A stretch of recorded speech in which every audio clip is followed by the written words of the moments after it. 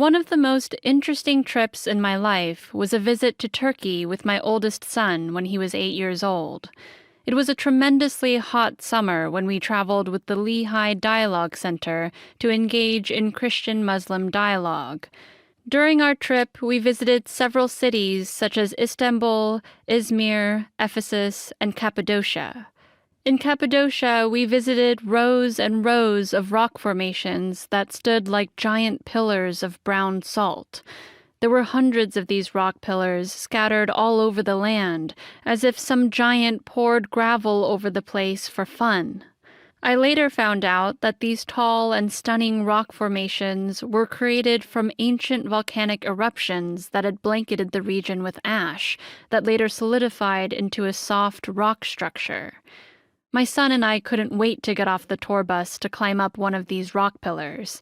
He was a quick climber and raced ahead of me, yelling, "Climb up, Mom!" He exclaimed that there were caves inside the pillars. I strutted along as quickly as I could under the blistering summer sun to scale the rock formation. Once I caught up to him, we went into a cave and found cool temporary shelter from the pounding hot sun.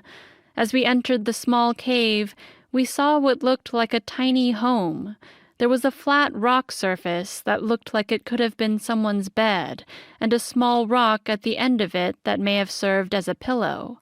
The tour guide explained that early Christians who were persecuted hid in these strange stone caves, fearing for their lives. Some of these caves were a bit larger and served as places of worship.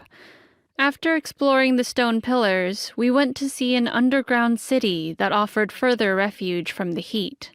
I was astounded as we wound our way down many steps into the ground where we found long underground tunnels that led to different homes, meeting places, and even churches.